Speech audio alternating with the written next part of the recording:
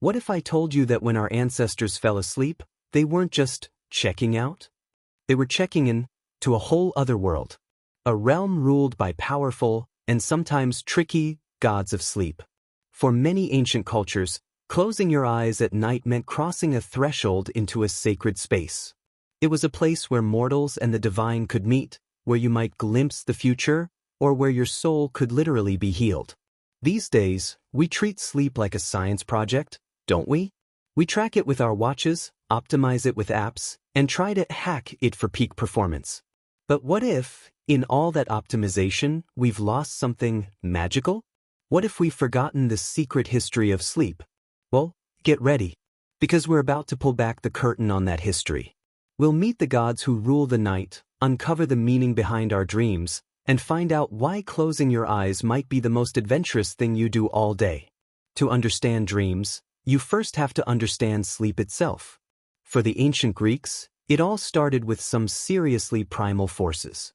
You had Nyx, the inescapable goddess of night, and Erebus, the personification of darkness. From their union, two twin sons were born. They were inseparable, but they couldn't be more different. One was Thanatos, the grim finality of death. The other was his gentle brother, Hypnos, the personification of sleep. Now, you can imagine Thanatos wasn't winning any popularity contests. But Hypnos? He was seen as a friend to humanity, a healer who brought rest to the weary and quieted troubled minds. But don't mistake his gentle nature for weakness. The Greeks knew that sleep is an immense, irresistible power, a quiet tyrant that conquers everyone, from heroes to gods. In his epics, Homer paints a picture of where Hypnos lived, a dark, silent cave where no sunlight or moonlight ever pierced the gloom. At its entrance grew poppies and other hypnotic plants, their very essence promising oblivion. Through this cave flowed the river Lethe, the river of forgetfulness, whose waters could wash away the memories and cares of the waking world. And there, on a bed carved from pure ebony, Hypnos would rest, the picture of undisturbed peace. And from this silent throne, Hypnos commanded a power that could change the course of history. A power that not even the king of the gods, the mighty Zeus, could resist. And as it turns out, Zeus's wife, the ever-scheming Hera, was counting on that. This story comes straight from Homer's Iliad, right in the middle of the Trojan War. The gods had taken sides, but Zeus put his foot down, no divine interference. But Hera, queen of the gods, was a staunch supporter of the Greeks and couldn't stand by and watch them falter. Her plan? She needed to distract Zeus. She needed him to take a nap. And there was only one god for the job. She went to Hypnos and made her request, lull the thunderer to sleep, just for a bit. But Hypnos was terrified. He reminded Hera of the last time she'd talked him into knocking Zeus out so she could raise a storm against Heracles, Zeus's son. When Zeus woke up and discovered the trick, his fury was legendary. He hunted Hypnos across the heavens, and the god of sleep only escaped by hiding with his powerful mother, Nyx, the one being Zeus dared not offend. Hypnos said, "No way." The risk was too great. But Hera is persuasive. She offered him a magnificent golden throne, but Hypnos wasn't interested. So Hera made one final, irresistible offer. She knew Hypnos had long been in love with Pasithea, one of the youngest of the Graces.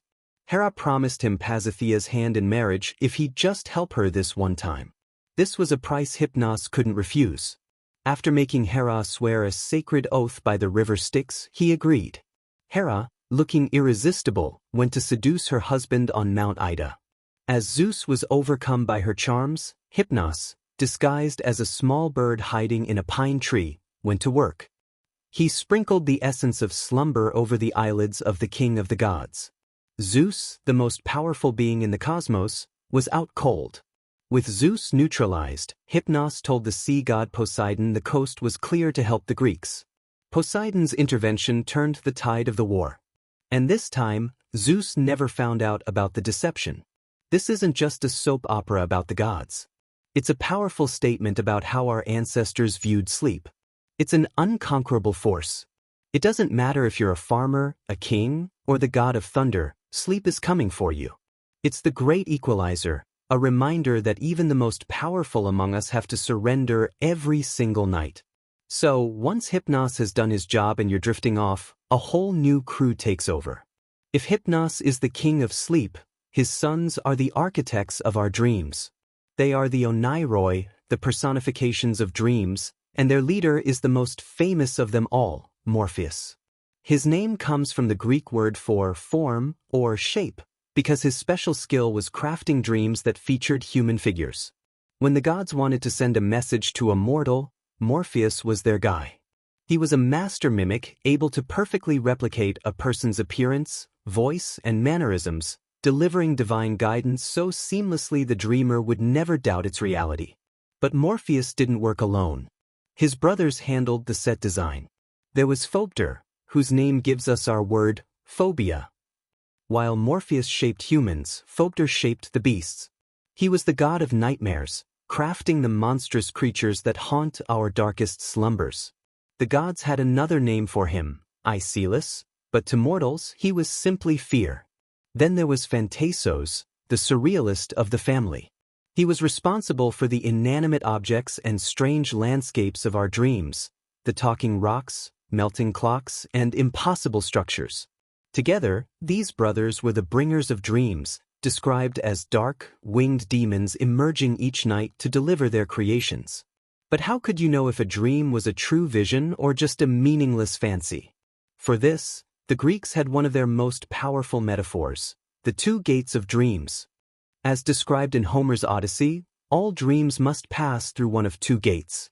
One gate is crafted from polished horn, the other from sawn ivory. The dreams that passed through the gate of ivory were deceptions. They were alluring and fascinating, but ultimately false. The ancient Greeks loved a good pun here. The word for ivory, elephas, sounds very similar to the word elephiromai, which means to deceive. These were wish fulfillment dreams, anxiety dreams, and beautiful lies that would evaporate with the morning light. But the dreams that came through the gate of polished horn were different. These were true dreams, prophecies, divine messages, and visions of things that would genuinely come to pass. And yes, another pun was at play. The word for horn, keras, sounds like krano, which means to fulfill. When a mortal received a dream from the gate of horn, they were expected to pay close attention. It was a message from the gods. This concept tells you everything about the ancient mindset. Dreams weren't just random brain noise. They were communications. Every night was an opportunity to receive a message of profound importance. Sleep wasn't a void, it was a channel. The challenge for the ancient dreamer was learning to tell which gate their dream came from. And the Greeks weren't alone in this. All across the ancient world, you find different cultures with their own spin on the sacredness of sleep. In the Roman Empire, Hypnos became known as somnus. The Romans, an ever-practical people, integrated these beliefs into their medicine and divination, establishing dream oracles where people could go to seek a prophetic dream. Journey even further back, to Mesopotamia, and you find dream deities like Mamu, a goddess whose name literally meant meaningful dream. Believed to be the daughter of the sun god, her role was to deliver prophetic dreams that were seen as direct divine messages. But perhaps no civilization took sacred sleeping more seriously than the ancient Egyptians. For them, sleep was a bridge between the physical and spiritual worlds.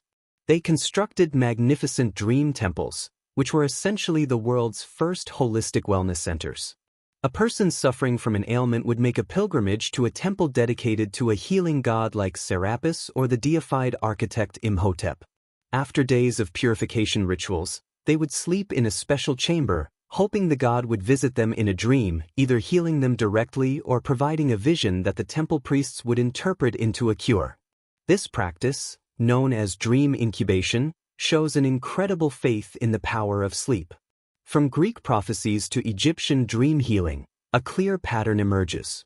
Our ancestors didn't see sleep as an absence of consciousness, but as a different kind of consciousness, one that was potent, mysterious, and sacred. This worldview has left faint but persistent echoes that survive to this day. In Hindu culture, the practice of yoga nidra, or yogic sleep, guides people into a state of deep, conscious rest. In traditional Chinese practices like Qigong, balancing energy during rest is essential for harmony. And even the beautiful tradition of the Native American dreamcatcher, which originates with the Ojibwe people, comes from this same impulse. It was designed to filter out nightmares and allow good dreams to pass through to the sleeper. These practices are all descendants of a single powerful idea, that what happens when we close our eyes matters. We started this journey by asking what we've lost in our modern, scientific view of sleep. Perhaps the answer is a sense of wonder. We have mapped the brain, but we have forgotten how to explore the soul. We have measured the waves, but we have stopped listening for the messages.